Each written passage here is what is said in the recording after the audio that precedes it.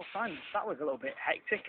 Should that game have been killed off a bit earlier, though, do you feel? Well, it should have been. It should have been a game that we should have won quite easily. Obviously, getting the early goal gives a bit of a boost and settled us down. We changed the shape of the team today because we felt that Peterborough were a very dominant home team with extra bodies in midfield would go that way, and we settled down into the game really well.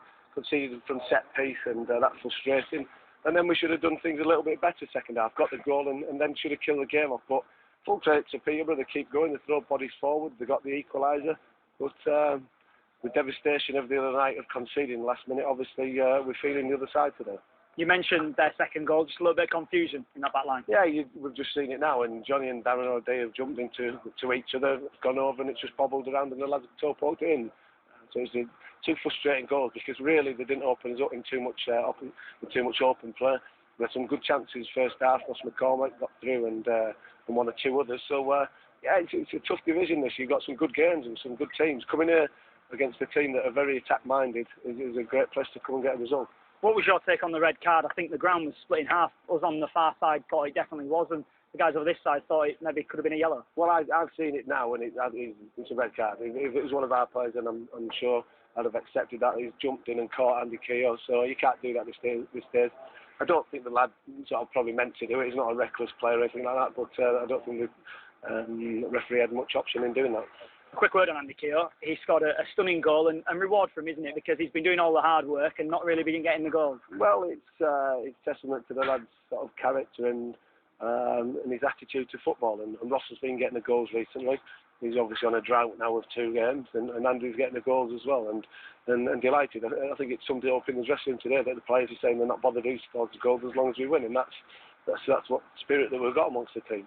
It's 5 goals in the last 5 minutes of matches. How much is that down to the desire of this team to keep going and working until that final whistle? Well, definitely, and spirit can take you a long way, and a desire to make sure that you sort of give the opportunity to your own supporters who travel long distances and back to you, that you keep going to the very end because you're privileged to wear that Leeds United shirt. So great that we can have that. It should have been a game today where we didn't need to go into the last couple of minutes to get the winner.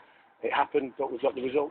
How did you assess Mickey Varen's debut then? Yeah, it was nice and tidy. It was quite frantic, really. We played the right-hand side of the diamond and behind Andy and Ross as well. So he'll have enjoyed the experience. He's got a big cut on the back of his head as well, so he's welcome to English football. So he's a tidy footballer, and I'm sure he'll have learned from today what it's all about. But he will get better with the games, and that's why we signed him. Finally, the winning goal.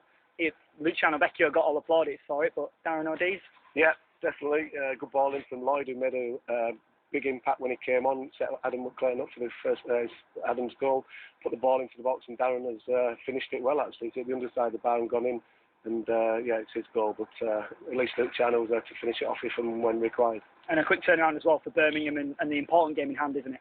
Well, it is, yeah, but the good games, the big games all the time, no matter who you're playing against, just because Birmingham were in the Premiership last year, and the size of the club doesn't make it any easier or any harder than today, because this was a tough game for us today. So we'll go there in good spirits.